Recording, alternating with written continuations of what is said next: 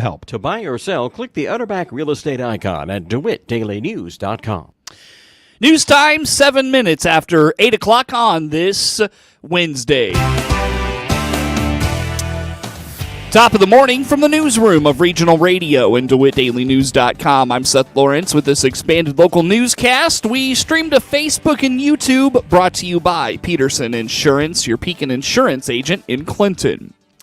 Severe storms are in the forecast for the weekend on the WHOW Morning Show Tuesday. Ed Shimon at the National Weather Service in Lincoln told Regional Radio storms are going to dominate the lower Midwest into the weekend when storms become likely in Illinois.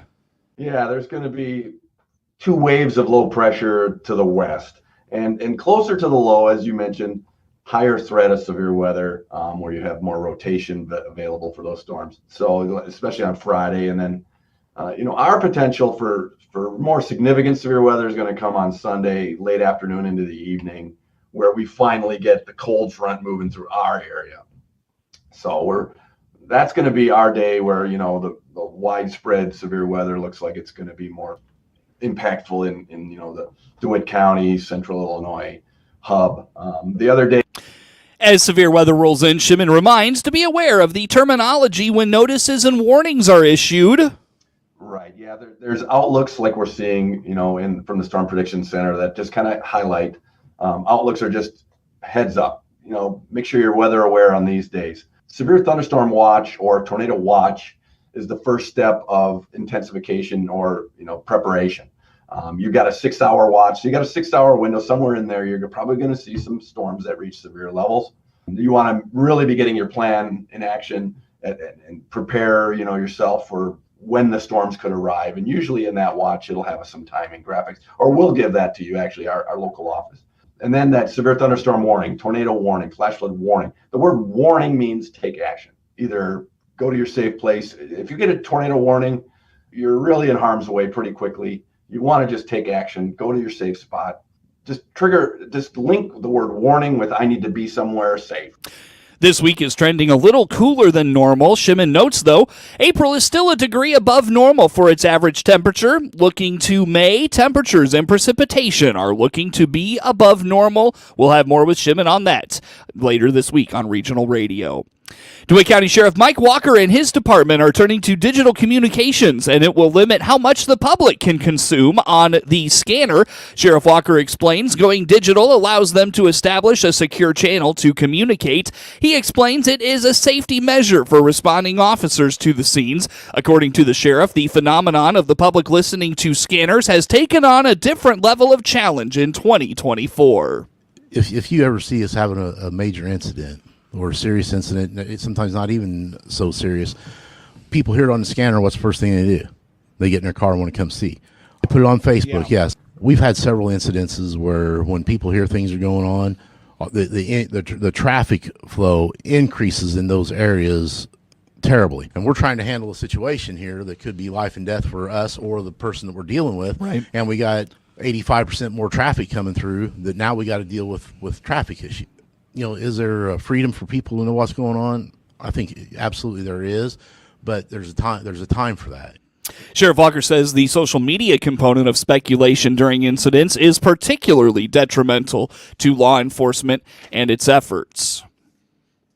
Time now for a look at obituaries for this Wednesday. 69-year-old Michael J. Reedy of Springfield, formerly of Bloomington and Clinton, passed away Sunday, April 21st at HSHS St. John's Medical Center in Springfield. Funeral mass for 69-year-old Michael J. Reedy Sr. will be at 10 a.m. Saturday, April 27th at St. Mary's Catholic Church in Bloomington with Gregory Nelson celebrating. Burial will follow at St. Mary's Cemetery in Bloomington. Visitation is from 4 to 7 p.m. Friday at Carmody Flynn Funeral Home in Bloomington. Memorials can be made to St. Mary's Catholic School of Bloomington or concerns of police survivors.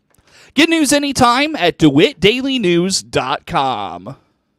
Fiber internet has come to Clinton, thanks to Connexus. That's right, Connexus has brought fiber internet to Clinton with plans starting at $45 a month and speeds up to 5 gig. Fall in love with your internet again with incredible fiber internet right to your home. Get on the fiber internet superhighway in Clinton now by clicking the Connexus icon at DeWittDailyNews.com. Fiber Internet has come to Clinton. Fiber not available everywhere. Terms and conditions apply. Time now for a look at sports. I'm Seth Lawrence with this report. In this segment of sports today, we start our look with an interview we got the opportunity to do with White Sox shortstop Paul DeJong. Of course, DeJong played college baseball at Illinois State here in Central Illinois, was drafted by the Cardinals out of college, and played his first handful of big league seasons in St. Louis with the Cardinals, and has since signed with the White Sox on a one-year deal. We got a chance to catch up with him yesterday thanks to being an affiliate of the White Sox. We'll hear that conversation today in sports. My guest on the phone today is White Sox shortstop Paul DeJong. First of all, Paul, thank you so much for making time with me today.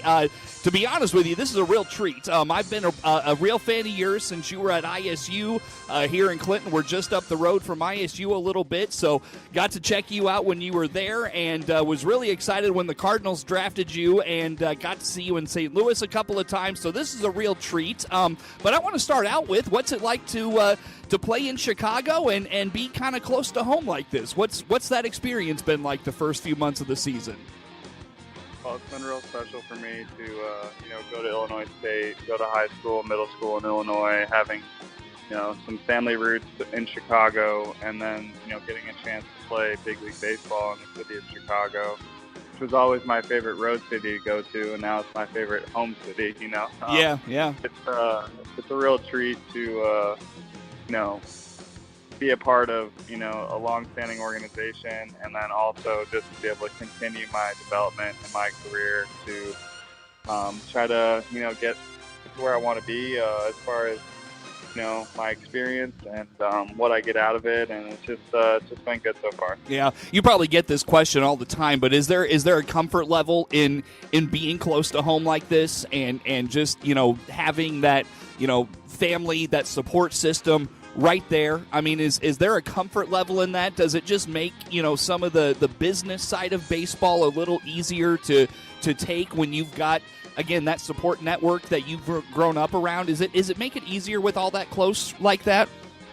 Absolutely. I got my good high school friends and some college friends as well, and my family's not too far. We're not really in Illinois anymore, but a lot of them are in Wisconsin, which is close enough. A little closer for them to drive down to Chicago as opposed to going all the way down to St. Louis. And being in the AL Central or the NL Central was a lot of my previous experience. The travel is real comfortable. You feel like you're real accessible to every team in the country, and so the trips and the travel side of it really can be convenient for us. Sure. Well, Paul, give me a summary on your season so far. How do you feel things are going for you personally? How are things going from your perspective in Chicago thus far on the baseball field? Yeah, I mean, it's been a hectic 3 weeks or so. I mean, we haven't been playing so great as a team. I've had some ups and some downs personally myself. But it's crazy to just think about how much has happened, and it's still not even the end of April. So, I still have a lot of hope for us, and myself included, going forward about us finding our groove and, just having some more fun. And we still got some cold weather games like tonight in Minnesota. It seems like it's pretty cold. So I think we're all still kind of adjusting back into the swing of things of playing every day in a big league stadium. Travel, all that stuff is. It's definitely a shock to the body when you've been in spring training or you've been at home all off season to jump right into this every day. But I think day by day I'm learning more about myself and how to prepare and how to take care of myself so that I'm able to do this for a long time. Mm-hmm. You mentioned the struggles of the team so far. Really has been a struggle. Just kind of speak to the mindset of coming to the ballpark every day, trying to keep a positive attitude, and just going about your business. And you're never as they say you're never as bad as you think you are, and you're never as good as you think you are. You're kind of somewhere in the middle. Unfortunately, You're kind of on the low end of that thing right now. But just kind of speak to the mindset of the team and how you all are approaching this day to day. First off, I think we have a great team chemistry. I think we're getting along real well. I think we have fun together, and I think we have because as people, interpersonal skills on the team, I think it is at a very good level for us to be able to have success. So now it's about us kind of breaking the cycle, breaking the mold a little bit of the negativity or the reinforcing thoughts of, oh, here we go again. After a tough start, it's easy to kind of fall into that trap. But really it's about being relentless and pushing through and, not giving up, fighting till the last breath, last strike. Those types of little fights, those little victories that we can find throughout the day are what propel us. And so, the positivity, the preparation, working hard all leads up to your performance. So for us to have a good performance, we got to prepare the right way and at an elite level because we're facing other elite players. So, I think it's up to each of us individually to look inside ourselves and dig a little bit more. Yeah. What have you been working on personally? And is it something where if it's in the cage, if it's just fundamentals? I'm not sure what that looks like for you, but what's something you've been working on where maybe it hasn't shown up in the results, or you feel like you're just close to a breakthrough and you're right there? Is there anything that comes to mind for you in that area? Yeah, for me, it's developing a plan so that, when I go up to the plate, I'm ready to execute my plan, which came with some research, which came with some preparation, some thought, and, coming down to what pitch do I want to hit off this guy? Where's this guy going to make his mistake? Where do I want to do damage? And then going up there and, anticipating those areas for myself to do damage until 2 strikes, and then, battle and do whatever I can. Timing and zone, hunting my zone, I think are the most important things for me right now. So those are my main focuses when it comes to pregame work. Paul, it sounds like you get into the sabermetrics a little bit, the hot zones, the cold zones, those sorts of things. How much of that data do you consume, and how much of it do you let kind of dictate your approach and just, you don't want to, I'm sure you don't want to do too much of it because then it just becomes information overload, but, speak to the balance that you take with all the information that's available in today's baseball game. Yeah, I think the hot zones are important. They kind of give me a nice focus point of where I can look in the zone to do my damage. And then, when it comes to all the percentages and stuff, I just like to see if there's anything that's glaringly obvious, whether the guy's 70% slider or his splitter is in the zone 10% of the time, or just little things like that will give you a little bit of an edge and give you a little bit clearer picture of what it'll be like to face this pitcher tonight, So I think as much as you can kind of develop a good plan that you can stick to without that uncertainty that lingers inside of your head sometimes, I think that's when you're at your best. You're able to, not swing at the pitches he wants you to swing at and be ready for your pitch. Paul, I'm a Mets fan myself. I got my Mets shirt on here today. When you were with the Cardinals, you would roll into Citi Field, and it was like clockwork. You would go deep at Citi Field. What was it about New York and Citi Field that you hit so well over there? I don't know. I think it was something that I started as a rookie. Back in 2017, I had just a ridiculous couple series against the Mets, and then it kind of became a self-fulfilling prophecy after that for a few years, and especially in 2019, had a nice series there. I think 3 home runs at Citi Field, all the tie or take the lead. You hit that flow state sometimes. I'm sure there's other teams and players that absolutely own these, so it's hard to imagine who those are, but I'm sure there are several. Yeah. No, that's I thought I'd throw that in there for you because I was preparing for this the other night, and I remembered, oh my gosh, when he was with the Cardinals, anytime you came to Citi Field, you were just on fire. It was unreal. But in all seriousness, Paul, let's wrap up with this, my friend. What are you looking forward to about the rest of the season? What has you energized to continue to come to the ballpark every day with this baseball team? Well, not only my teammates and coaches, but just the love of the game. As my experience and service time grows, I get kind of a deeper appreciation for what it means to play this game for a long time. And, seeing some of the young kids come up and trying to help them like I was helped at the beginning of my career. It's just kind of like a passing the torch. And, I think I have a lot of great moments ahead of me. I think, I'm taking care of my personal work and being the best teammate I can be and just enjoying the camaraderie and the life in the show. And I'm truly thankful and blessed to be able to do this. And I try to remind myself of that as much as I can. Yeah. I can't remember when you officially signed with the Sox, Paul, and if you were in spring training with them very much. I don't remember that, so forgive me if this. I signed right after Thanksgiving. Okay. So you were in spring training the whole time. Was there a young guy that kind of gravitated towards you that you took a liking to, and when he gets to the big leagues, you foresee big things? Is there a young guy that comes to mind in the organization that maybe fans know about, maybe they don't? Is there a guy that comes to mind for you like that? Yeah, there's a few guys. For sure, Colton Montgomery. He's, the future shortstop of this team. I know I'm on a 1-year deal, and he's a young kid coming up, so helped him out. Future third baseman Brian Ramos and future first baseman Tim Elko. I mean, just those three young guys are a good core group for this White Sox organization, and I did my best to share my experience and wisdom when I saw things in the game, or just thought process about how to play the game at the high level. I can't think of a better way to wrap up the conversation, Paul. That was good stuff. Thank you for making time for us. It was good to have you with us. Yep, thanks for having me on. I appreciate it, and good to hear from somebody in Central Illinois, Redbird Country. Very good, Paul. We appreciate your time. Paul DeYoung is the shortstop of the Chicago White Sox, our guest on the phone today. Once again, many thanks to Chicago White Sox shortstop Paul DeYoung here for taking some time to talk with us here on WHOW. We'll hear the rest of that conversation in our full sports report this morning at 7:30 and 8:15. So stay tuned for that later this morning. Get sports anytime from your computer or mobile device at DeWittDailyNews.com.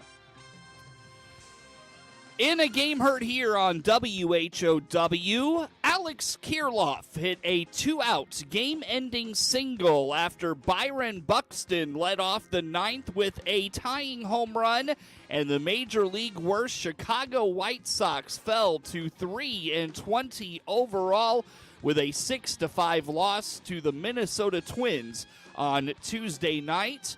Chicago joined Cincinnati in 2022 and Detroit in 2003, as well as the St. Louis Browns from 1936 and the Cleveland Spiders in 1899 as the team to start 3-20. The 1988 Baltimore Orioles began its season 1-22. Bright spots, Eloy Jimenez hit a 3-run homer, and starter Eric Fetty struck out a career-high 11 batters for the White Sox. And the 0-2, he got him swinging on a splitter. That was a great sequence. 2-2, got him looking. Sinker was also right across at the belt. Here's the pitch. He struck him out swinging on a cutter. Called strike 3. The pitch was dropped by Maldonado, but it was right down the middle. Here's the payoff. Swing and a miss. He struck him out again. This time he strikes out. Missed the splitter. Another 2-2. Called strike 3 on a sinker. So he's got 7 strikeouts. The 3-2 got him looking on a fastball. So 8 strikeouts for Fetty. Santana whiffs on a splitter. Swing and a miss.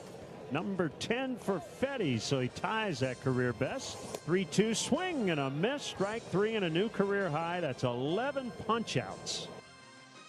The stretch and the pitch, and Eloy cranks one deep to left. If it's fair, it's gone, and it is a home run. A 3-run blast for Eloy Jimenez. And the White Sox lead 3-1. Boy, that got out in a big-time hurry. Fetty allowed a run on 3 hits, all in the first inning, in his best performance since signing with Chicago in the offseason. The right-hander spent 2023 pitching in South Korea. After his rocky first inning, Fetty retired the next 13 in order. That included 2 strikeouts each in the second, third, fourth, and 5th innings. Chicago sends left-hander Garrett Crochet to the mound to face Minnesota right-hander Joe Ryan when the third of the 4-game set plays tonight right here on WHOW. Mike Tauchman hit his first 2 homers of the season, and the Chicago Cubs took a 5-run first-inning lead in a 7-2 win over Houston Tuesday night that dropped the Astros 10 games under 500 for the first time since 2016. Cody Bellinger hit a 2-run homer in the first off J.P. France, and Tauchman hit a 3-run drive and added a solo homer in the 8th against Seth Martinez, tying his career high of 4 RBIs. Jordan Wicks allowed 2 runs and 5 hits in a season-high 6 innings with no walks and 4 strikeouts. Chicago has won 7 of 10. They placed right-hander Kyle Hendricks and left-hander Drew Smiley on the 15-day injured list and designated infielder Garrett Cooper for assignment. Chicago recalled right-hander Hayden Wisniewski, left-hander Luke Little, and infielder Matt Mervis from AAA. Houston's Spencer Arrighetti faces fellow right-hander Jamison Taillon tonight. Taillon's second start this season after recovering from a strained back. Pavin Smith hit a grand slam and drove in a career-high 6 runs to help the Diamondbacks to a 14-1 win over the St. Louis Cardinals on Tuesday night. Christian Walker and Kevin Newman homered for Arizona, which leads the majors with 148 runs. Tommy Henry went 6 effective innings in his first win in 5 starts this season. The 26-year-old left-hander gave up a run on 5 hits, striking out 6 and walking 1. Wilson Contreras homered for St. Louis, which has lost 5 of 6. Contreras left the game in the 5th inning with a sore hand. He is listed as day-to-day. Arizona left-hander Jordan Montgomery faces his former team and Kyle Gibson in the finale of the 3-game series today. Get sports anytime from your computer or mobile device at DeWittDailyNews.com.